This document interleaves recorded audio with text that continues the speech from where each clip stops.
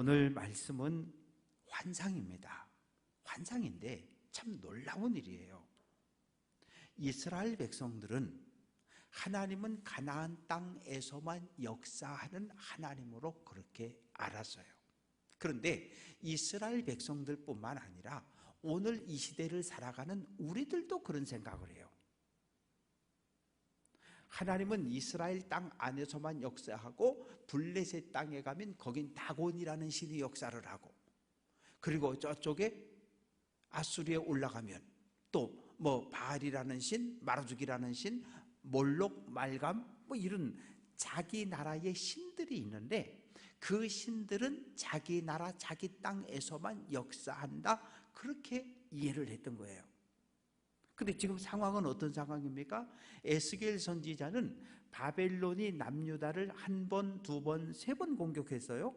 주전 605년에 1차 침략, 주전 596년에 2차 침략, 586년에 3차 침략하고 아예 나라가 망했어요. 에스겔은 바벨론의 2차 침략 때 여호야긴 왕과 함께 어디로? 바벨론의 포로로 끌려갔던 만여 명 가운데 한 사람이에요. 마음이 아팠어요. 왜? 성전에서 너무 멀리 온 거예요. 하나님은 저기 1500km 떨어진 예루살렘에 계시고 우리는 지금 이 바벨론 땅 디프르라고 하는 디프르라고 하는 이 유프라테스강, 티그리스강 그 아래쪽에 거기에 그발 강가에 집단 수용되어서 살아가고 있는 거거든요. 안식일이 됐는데 어떻게 해요? 성전에 갈 수가 없어요. 너무 멀어서. 절기가 찾아와도 성전에 갈 수가 없어요. 그러니 어떻게 해요? 가슴을 치고 탄식하는 거예요. 가슴을 치고 탄식해요. 일하다 말고 가슴을 치고 탄식하니까 포로로 끌고 온 사람들이, 야 이놈아 왜 울어? 왜 눈물을 흘리고 왜 그래? 하나님께 버림받았다는 느낌 때문에, 하나님과 관계가 끊어졌기 때문에, 하나님에게서 멀리 떨어져 왔다는 슬픔과 아픔 때문에 울고 있었습니다. 그런데 놀라운 일이 벌어진 거예요. 에스겔 1장 1절 말씀에 보면 30째 해 넷째 달 초닷새 내가 그발강가 사로잡힌 자 중에 있을 때 하늘이 열리고 하나님의 모습이 내게 보였다. 아니, 하나님은 예루살렘 저 먼 곳에 계시는 줄 알았는데 그 하나님께서 불전차를 타시고 바벨론의 포로로 끌려와 있는 에스겔을 찾아오신 거예요. 그래서 그때 에스겔과 포로로 끌려왔던 사람들이, 아하, 하나님은 이스라엘 땅에서만 역사하는 분이 아니라 창조주 하나님은 모든 세계와 모든 나라와 모든 민족을 다스리는 분이시구나. 그러니 하나님이 예루살렘에서 여기 바벨론까지 신방을 오셨지, 이런 생각을 갖게 됩니다. 오늘 말씀은 하나님께서 에스겔에게 보여준 여러 환상 가운데 하나예요. 하나님께서 에스겔 손을 잡고 나 따라와. 그래서 성전 문에 서게 하신 거예요. 여기 뭐가 있습니까? 야긴과 보아스 두 기둥이 서 있어요. 야긴과 보아스 두 기둥이 서 있는데 그 성전 문지방 아래 잘 봐. 뭐가 있니? 물이 쫄쫄쫄쫄 흘러나오는 거예요. 물이 쫄쫄쫄쫄 흘러나오다가 이 물이 계단이 10계단이거든요. 이 예루살렘을 들어가려면요, 이렇게 성문을 들어가면 성문에서 성전 쪽으로 가려면 우선 7계단을 걸어 올라가야 돼요. 걸어 올라가면 유대인 그 여자들이 있는 여인들의 뜰이 나와요. 이 여인들의 뜰에서 다시 계단 8개를 걸어 올라가면 뭐가 나오냐 하면 유대인 남자들이 올라갈 수 있는 남자들의 뜰이 나오고, 그리고 그 안에 또 올라가면 성소가 있고 지성소가 있는데 그 성소에 가려면 그 계단을 또 10개를 올라가야 돼요. 그러면 그 10개 계단으로 올라가면 딱 야긴 보아서 2개 기둥이 딱 서 있는 거거든요. 바로 그 성전 문지방에서 이래 보니까 물이 쫄쫄쫄쫄쫄쫄 똑똑똑똑똑똑 떨어지는 거예요. 그런데 이 물이 쭉 정면으로 흘러가는데 가다 보면 성전 뜰에 뭐가 나와요? 번제단이 중앙에 있잖아요. 제물을 태워드리는. 그러니까 번제단에서 멈추었다가 남쪽으로 내려가서 또 물이 흘러가서, 그래서 성전 문, 정문 그 땅으로 들어가서 밖으로 또 스며 나간 거예요. 그런데 그것을 하나님께서 에스겔, 너 나 따라와. 그래서 하나님께서 북문으로 나가서 이 동문 쪽으로 가게 하셔서 물이 어디서 새어 나오니? 여기서 새어 나오네요. 그래? 근데 이 물이 또 흘러가는 거예요. 어디로? 동쪽으로 흘러가는데 1,000척씩 4번을 잽니다. 근데 1,000척이라고 하는 건 500m예요. 500m 물이 흘러가고, 물은 계속해서 흘러가고, 그리고 하나님의 사자가 이 줄자를 들고서 쫙 재서 500m 되는 데서 딱 에스겔아 건너봐라. 건너보니까 발목까지 물이 흐르더라는 거죠. 발목까지 흐르는 물은 별거 아니에요. 그냥 웬만하면 다 내 힘으로 건너갈 수 있어요. 그 발목까지 오르는 강은요 다 건너갈 수 있어요. 우리 다 건너갈 수 있어요. 그런데 또 다시 얼마를 갑니까? 500m를 또 가니까 1km를 갔잖아요. 에스겔아 건너와라. 건너보니까 어디까지? 무릎까지 물이 흘러 넘치다는 거예요. 그런데 이 무릎만 돼도요 벌써 힘들어요. 지난번 강남에서 장마지고 홍수 났을 때 불과 무릎 정도밖에 안 오는 물이었지만 물살이 이 맨홀로 막 빨려 들어가면서 어떻게 해요? 남매가 쓸려 들어가서 죽었잖아요. 물살이 이게 발목이든 무릎이든 중요하지 않아요. 물살이 세면 발목까지 오는 물에서도 넘어지는 거예요. 얼마 전에 어떤 기사가 떴냐 하면 욕조에서 5살짜리하고 3살짜리하고 아빠가 목욕시켜 주다가 잠깐 나갔다 왔더니 5살짜리가 욕조에 엎드러져서 죽었다는 거예요. 근데 욕조의 물이 얼마인가요? 20cm. 20cm 물에 5살짜리 아이가 죽었어요. 그럼 우리 추측을 해볼 수 있잖아요. 왜 죽었어요? 애가 미끄러졌을 거예요. 어디로? 앞으로 넘어지면서 코와 입에 물이 들어갔을 거고, 그로 인해서 아이가 죽었을 것 같아요. 그건 제 생각이에요. 그런데 분명한 건 20cm 욕조 물에서 아이가 죽었단 말이에요. 그래서 옛날 말에 무슨 말이 있어요? 접시물에 죽는다는 말이 있잖아요. 그런데 발목까지, 무릎까지, 그리고 그 다음에 또 500m를 재니까 1km 500인데 어디까지? 허리까지. 그 다음에 물이 계속 흘러갑니다. 또 500m를 재니까 2km를 나갔는데 가보니까 이제는 발로 이렇게 걸어서는 갈 수 없고 헤엄을 치지 않으면 갈 수 없는 이러한 상태로 물이, 성전에서 흘러나온 물이 처음에는 발목, 무릎, 허리, 어떻게 해석이 가능할까요? 강단은 말씀이 흘러나오는 곳입니다. 이 강단에서 선포된 말씀이 이 시간 말씀을 듣는 성도들의 삶을 변화시키는 거예요. 성도들의 삶을 변화시켜서 이 예배당을 나가는 성도들의 삶이 가정에 가서 가정을 변화시키고, 직장에 가면 직장을 변화시키고, 이웃 사람들과 어울리면서 이웃을 변화시키고, 친척을 변화시키고, 이런 놀라운 일이 이 강단을 통해서 일어나야 되는 거예요. 강단은 하나님의 말씀이 선포되는 것이니까, 물은 물은 하나님의 말씀, 하나님의 능력을 상징을 해요. 근데 문제는 우리가 우리의 몸을 하나님 은혜의 강에 맡겨야 되는 거예요. 맡겨야 되는 거예요. 뭔 일이 생겼을 때 뭐 발목까지 오는 문제, 에이 그까지 거 내가 그냥 잡아 내가 다 하면 돼요. 무릎까지, 아이 그것도 그까지도 할 수 있어. 허리까지 오는 문제들이 있잖아요. 이건 좀 힘들어. 막 이러면서 가야 되고 주변에 도움도 좀 청해야 되고. 그런데요, 내 머리를 넘는 물은 방법이 없어요. 내 힘을 가지고 땅에다 발을 디디고 이 물속으로 지나가려고 하다 보면 어떻게 돼요? 죽어요. 앞으로 못 나가요.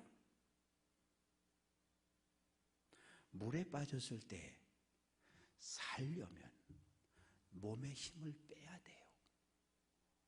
몸에 힘을 빼면 맨 처음에는 가라앉는 것 같은데 사람의 폐 속에는 공기가 들어있어요.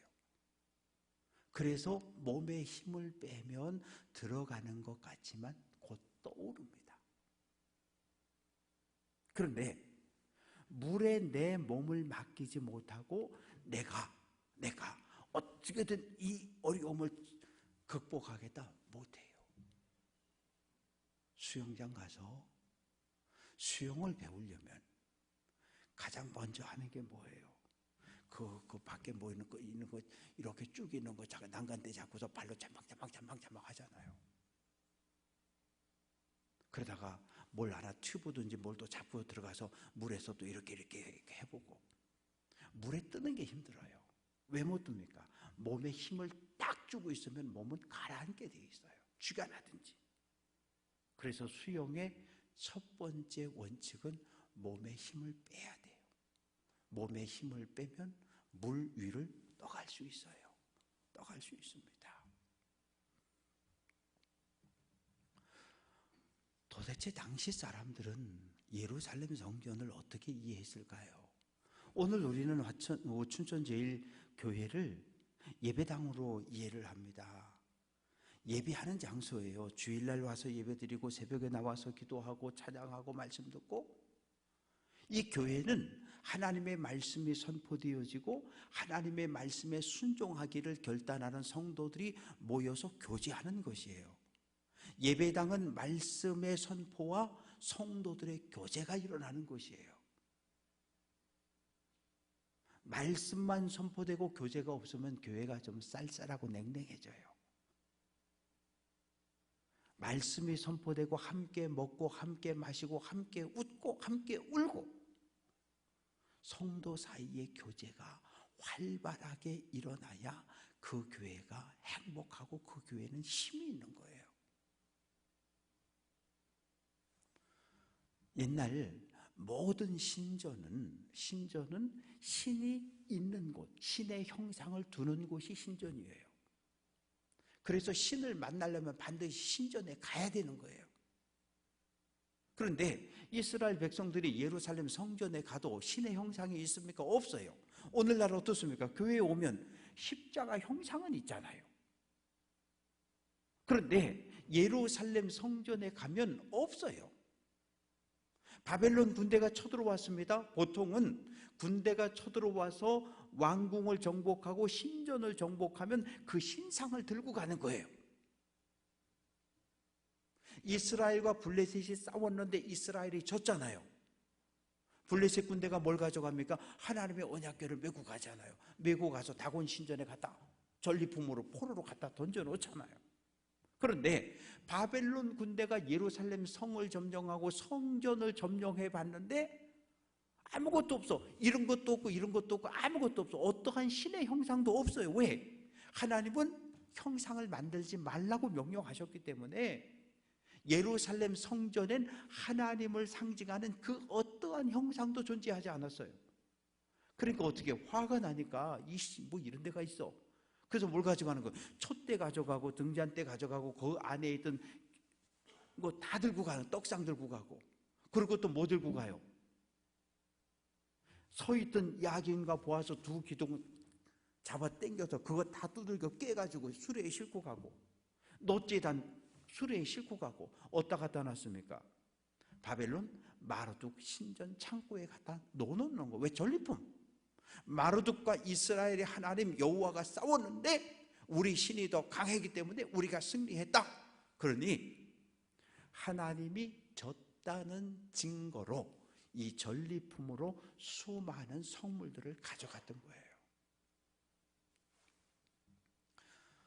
이스라엘 사람들은 하늘이 셋이 있다 그랬어요. 구름과 새들이 날아가는 첫째 하늘, 해, 달, 별들이 있는 둘째 하늘, 그리고 그 위에 셋째 하늘이 있는데 셋째 하늘에 하늘 보좌, 하나님이 앉아 계시는 보좌가 있는데 하나님이 사람처럼 거기에 딱 앉으셨어요. 그러면 뭐 발을 어디다가 놔야 되잖아요. 그걸 발등상이라 그래요. 예루살렘 성전은 발등상인 거예요. 어디가? 언약궤가.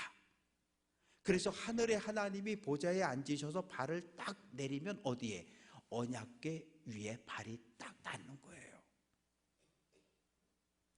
이스라엘 백성들은 이 예루살렘 성전을 하나님의 발등상으로 이해했고 하나님의 이름이 있는 거룩한 곳으로 이해를 했기 때문에 이 성전 문에서부터 들어오고 나가는 사람을 거기서 통제하는 거예요. 요즘 표현으로 하면 코로나 검사에서 코로나 걸렸어, 넌 부정한 사람이니까 성전에 못 들어와, 이런 거예요.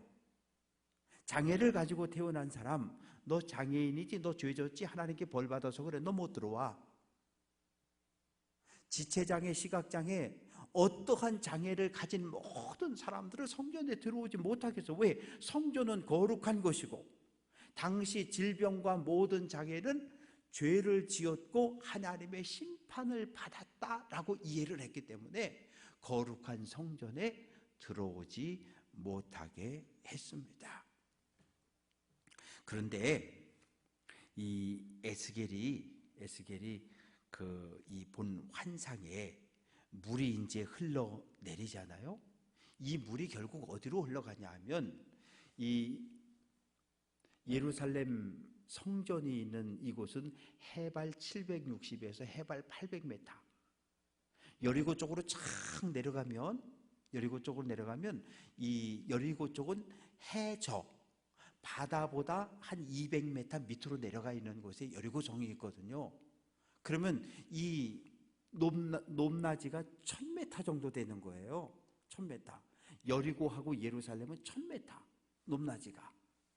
그래서 성전에서 흘러나온 물이 남쪽으로 흘러서 이 요단 계곡으로 흘러내려가서 요단 강과 만나서 계속 흘러 어디까지 가냐면 사해까지 가는 거예요. 그런데 사해는 한자로 죽을 사자 바다의 자예요. 죽음의 바다란 뜻이에요. 왜 사해가 죽음의 바다입니까? 보통 우리가 동해물이나 서해물이나 물을 떠다가 염도를 조사해 보면 3.5% 전후예요. 그런데 사해는 34.5%예요. 일반 바다보다 짜기가 10배나 더 짠 거예요. 그러니까 거기는 어떤 물고기도 못 살아요. 너무 짜다 보니까 수영을 못하는 사람도 그냥 들어가서 이렇게 누우면 저절로 뜨는 데가 사해입니다. 수영 못하는 사람들도 사해 가선 수영을 할 수가 있어요. 그러나 워낙 염도가 강한 물이기 때문에 눈이나 입에 들어가게 되면 큰일 나요. 그런데 참으로 놀라운 일은 이 물이 흘러가는 곳곳마다 놀라운 일이 벌어지는 거예요.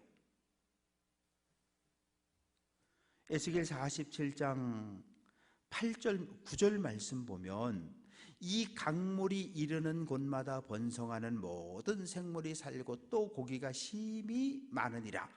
이 물이 흘러감으로 바닷물이 되살아나겠고 이 강이 이르는 각처에 모든 것이 살아날 것이다. 성전에서 흘러나온 물이 요단강을 거쳐서 사해까지 흘러가면서 물이 흘러가는 모든 지역마다 나무들이 살아나고, 나무들이 살아나면서 물고기가 뛰놀고 많은 동식물들이, 초식동물들이 다 그곳에 들어와서 행복을 누린다는 거예요. 병든 자가 치유함을 받는다는 거예요.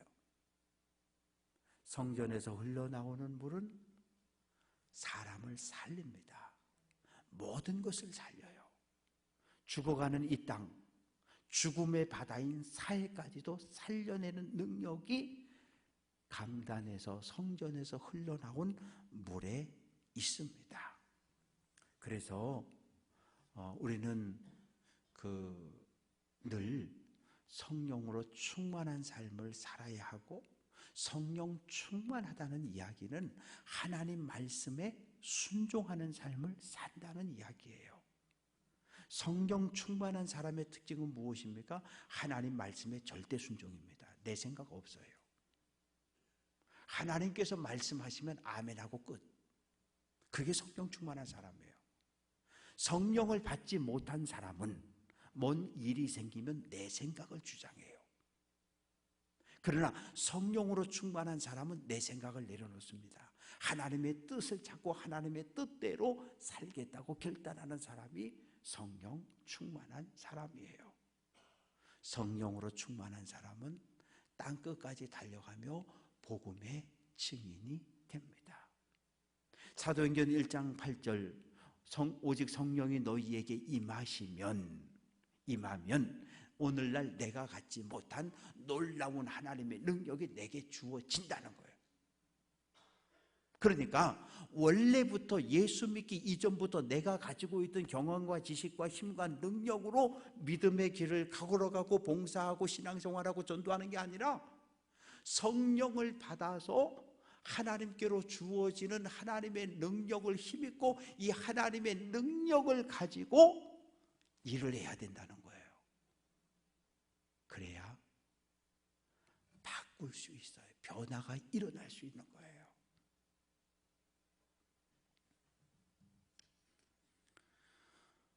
예루살렘 성전에 문이 많아요. 14개 또는 18개 문이 참 많은데, 이 성전이 해 뜨는 동쪽에 있는 정문, 이 동문이라고 말하는데, 이 동문은 굳게 닫혔습니다. 언제 닫혔을까요? 에스겔 10장 18절, 여호와의 영광이 성전 문지방을 떠났다. 여호와의 영광이 성전 문지방을 떠나버렸어요. 자, 그러면 하나님의 영광이, 성령이, 하나님의 영이 성전을 떠났다. 그러면 그곳이 거룩한 성전이 될 수 있을까요? 없어요. 우리는 교회를 하나님의 집이라고, 기도하는 집이라고 이야기해요. 성령이 주인된 집이라고 우리는 믿는 거예요. 근데 만약에 여기에서 성령이 떠나가셨다, 그러면 이것은 교회도 아니고 예배당도 아니고 그냥 좀 큰 건물, 그냥 큰 건물, 그거 아무것도 아니에요. 왜 교회가 오늘 거룩한 곳입니까? 이곳에 하나님이 임재하고, 하나님의 임재를 확신하고 하나님 말씀에 순종하는 사람들이 모여 있을 때 교회는 거룩한 곳이에요. 하나님의 영이 함께하고 하나님의 말씀에 순종하는 하나님의 백성들이 모일 때 교회는 거룩한 곳이에요. 그냥 무조건 우리 교회는 거룩한 곳, 그런 거 없어요. 그렇지 않아요. 하나님의 영이 함께 하든지 하나님의 말씀에 순종하는 믿음의 사람들이 모여 있든지, 하나님의 영은 떠났고 말씀에 순종하지 않는 사람들이 수백, 수천, 수만이 모여 있으면 뭐 할 거예요? 그건 거룩한 것이 아니에요. 그냥 사람이 모인 집단인 거예요. 하나님의 영광이 떠났어요. 이건 재앙이지요. 재앙이지요. 그런데 에스겔 43장 4절을 보면 여호와의 영광이 동문을 통하여 성전으로 들어갔다. 떠났던 여호와의 영광이, 에스겔 10장 18절에서 여호와의 영광이 떠났었는데, 떠났던 여호와의 영광이 에스겔 43장 4절에서 동문으로 들어오신 거예요. 그리고 나서 성전 문을 닫아버렸어요. 지금까지 안 열리는 거예요. 지금까지. 왜 걸어 담궜을 것 같아? 여호와여, 어디 가지 말고 여기만 계시라고요. 다시는 뭐 어디 외출한다고 왔다 갔다 하지 마시고 여기만 계시라고요. 그래서 동문을 걸어 잠가 버렸어요. 그래서 예수님 당시도 동문은 열리지 않았고, 유대인들이 가지고 있는 사고방식은 재림하시는 예수님이 오는 날 열릴 거라고 하는 기대와 소망을 가지고 살아가고 있습니다. 사랑하는 성도 여러분, 오늘 우리는 우리의 믿음을 좀 점검해 봐야 돼요. 내 믿음이 지금 어느 정도인가? 발목에 찰랑찰랑하는 이 물에도 쓰러지고 넘어지는 믿음인가? 아니면 이 무릎까지 오는 물에 흔들리는 믿음인가? 허리까지 오는 물까지는 내가 주님이 주시는 능력 가지고 주님을 바라보며 믿음의 길을 달려갈 수 있는지 우리가 점검을 해봐야 돼요. 왜? 함께 믿음의 길을 걸었던 많은 사람들이 사라졌어요. 주변에 있는 교회들 가서 이렇게 자리 잡고 신앙생활하는 건 그건 감사한 일이에요. 왜? 믿음의 길을 함께 걸어가고 있는 거니까. 걸어가고 있는 교회만 다른 거지 어쨌든 함께 걸어가고 있는 거잖아요. 근데 문제는 아예 믿음의 길을 떠나버린 사람들이 있다는 거죠. 이건 대단히 슬픈 일이에요. 우린 이 일을 슬퍼해야 하고 이 일에 대해서 우리가 책임이 있는 거예요. 왜? 나 때문이라고 하는 이 마음을 우리가 가져야 합니다. 그래서 우리가 우리의 믿음을 점검해 보는데, 저는 우리 모두의 믿음이 성장해 가기를 원해요. 발목, 무릎, 허리 말고 하나님의 은혜의 강에 우리 몸, 우리 삶 전체를 맡겨드려서 우리의 삶이 하나님의 은혜의 강 안에서 평안한 삶을 살아갈 수 있는, 행복한 삶을 살아갈 수 있는 성도들 될 수 있기를 주님의 이름으로 축원합니다. 믿음의 길을 걷다가 믿음의 길을 떠난 사람들이 있어요. 믿음이 참 좋았었는데, 저는 그래서 누가 얘기하다가 목사님 제가 옛날에는 그러면 그때부터 안 듣습니다. 왜? 옛날에는 뭐도 하고 했는데 지금 안 한다는 얘기거든요. 그걸 뭐 알아듣습니까? 과거 필요 없어요. 오늘이 중요한 거예요. 오늘. 왜? 주님이 그러셨잖아요. 오늘 밤 내 영혼을 부른다 그랬는데, 믿음 좋을 때 데려갔으면 천국 갔을 텐데, 믿음의 길을 잘 걷다가 꺾어지고 넘어져가지고 믿음의 길을 떠나버린, 믿음을 버린 그런 상황에서 뭐 어떡하라고요? 옛날을 이야기하면서 뭐 어떡하라고요? 의미가 없는 일이에요. 오늘이 중요해요. 믿음 생활은 100m 달리기가 아니에요. 100m는 땅 하면 빨리 뛰는 사람은 10초, 11초만 다 뛰어가요.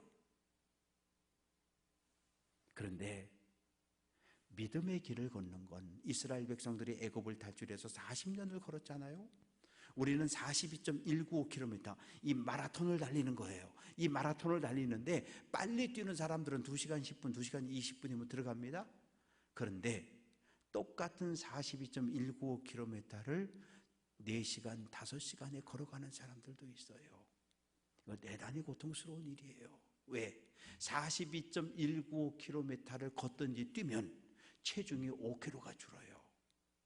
심장에 무리가 가고 발목에 무리가 가고 발바닥에 무리가 가고 무릎에 무리가 가가지고 중간에 포기하는 사람들이 얼마나 많은지 몰라요.